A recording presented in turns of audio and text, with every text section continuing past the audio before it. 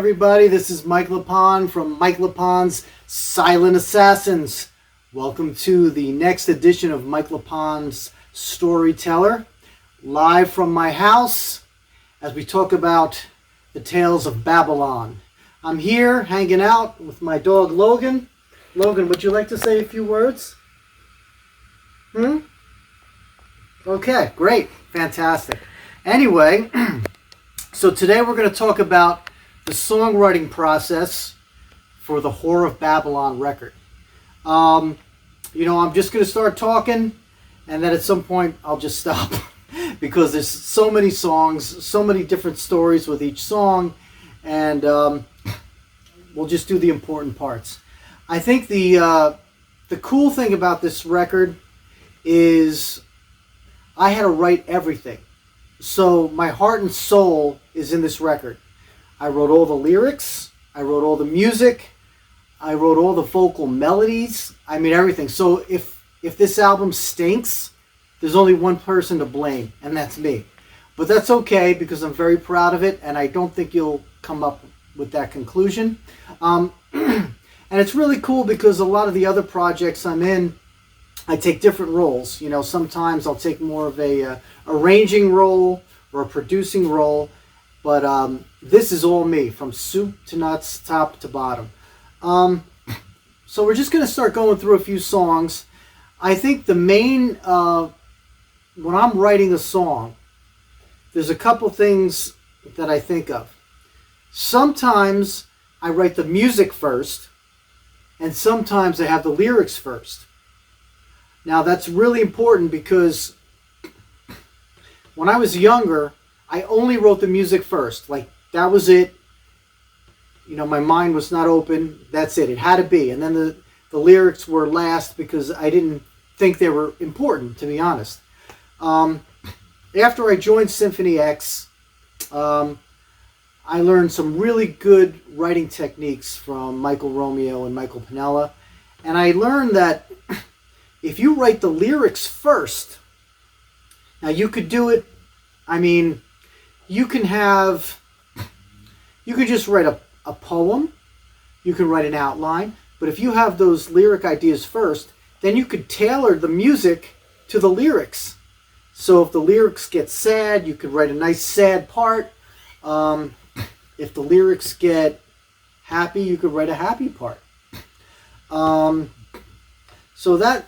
I also learned, before we start, that whether chords are major or minor really are a big deal.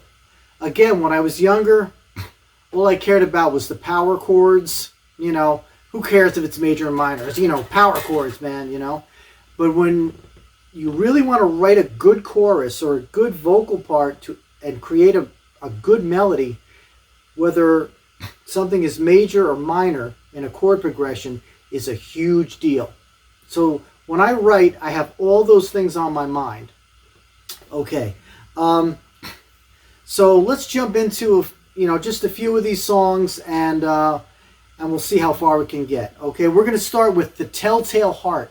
Now, The Telltale Heart, I had the lyrics first. Okay, I wrote these lyrics about 10 to 15 years ago.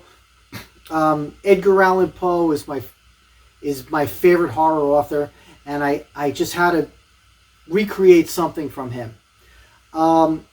So originally I had this idea of this really dark kind of song, and then maybe a spoken word part in the middle. And since I just got the 8-string in my hand, and by the way, this is John Gallagher model from Raven. Fantastic. One of the best bass players in heavy metal. Thank you, John. Getting back to the song. So I just came up with this nasty kind of riff.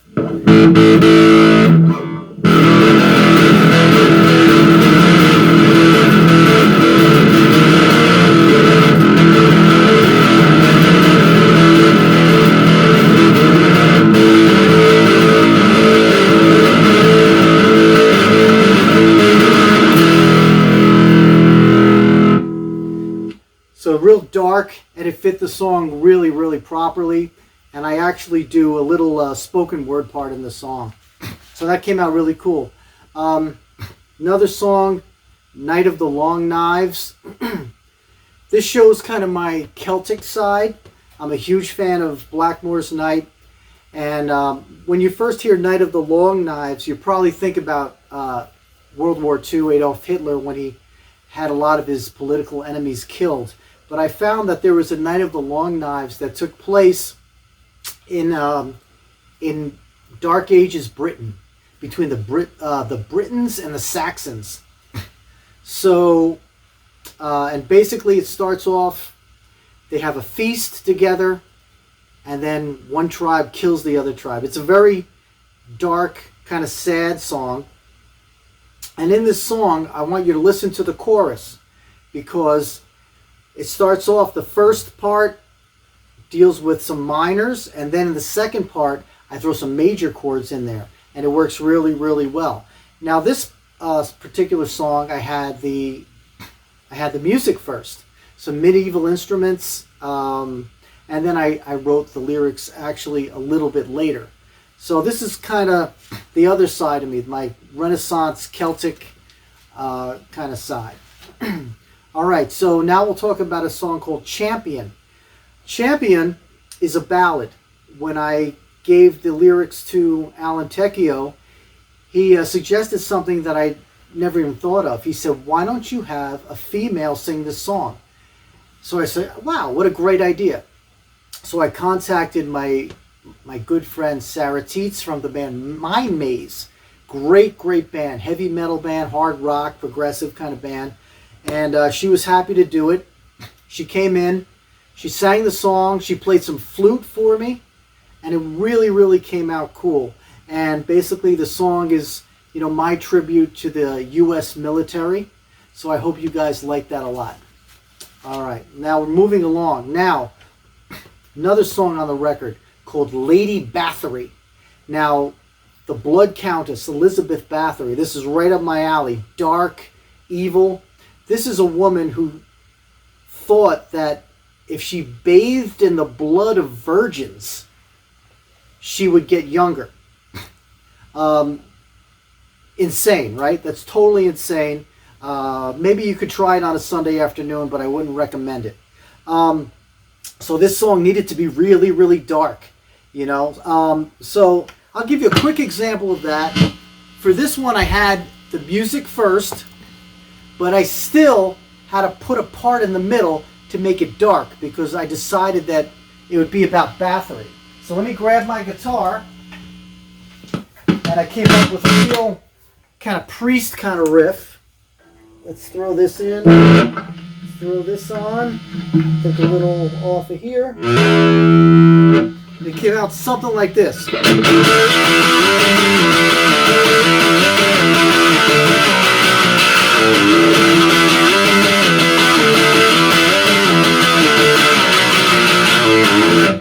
Real priest kind of beat.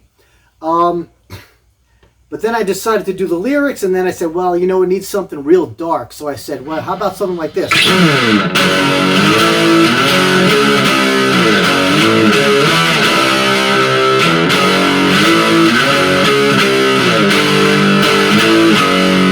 So I threw that in with some tom work, and it worked out really, really cool. Very bluesy, yet heavy metal kind of song, classic heavy metal all the way. I hope you like it. Real 3 minutes in your face, in and out. Next track I want to talk about is called The Power of Steel. This is the first song that really didn't have any kind of meaning in history or anything. I love Manowar. I wanted to write a song like Manowar. Real simple. The lyrics are about a medieval battle. Total Manowar. It was something like this.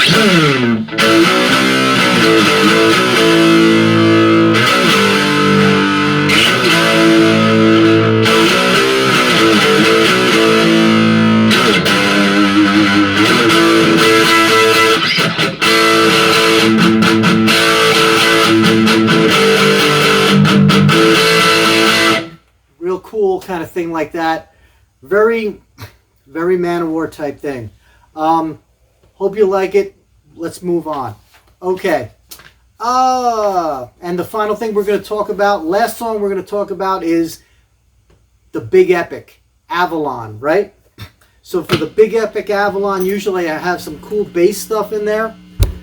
So I said, all right, let's do some Celtic kind of thing. It's about King Arthur. It's the last song in my trilogy over my couple albums. 8.5 minute song, not 21 minutes like the last record. So let me grab my 4-string. And here we go.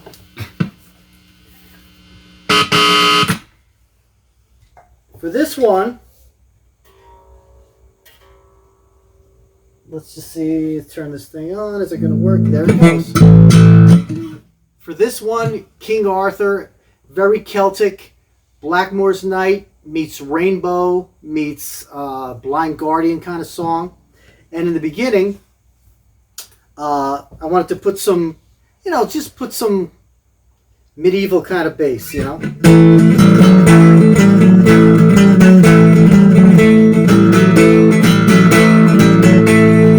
And then how'd it go?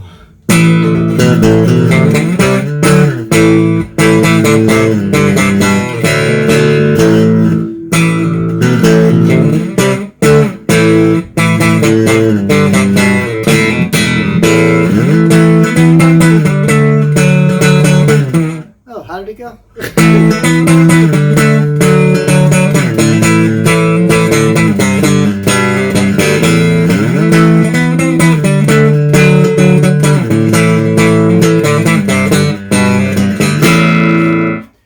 So that's how it starts off. Goes into a lot of big, epic kind of choruses. Alan does a fantastic job.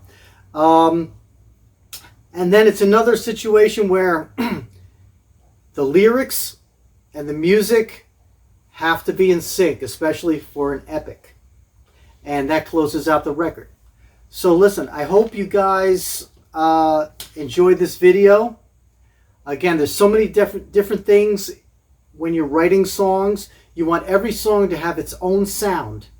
You don't want everything to sound the same. So sometimes write the lyrics first. Sometimes write the music first. Try different things. Challenge yourself. All right? I'll see you next time on the next installment of Mike LePond's Storyteller. Thank you.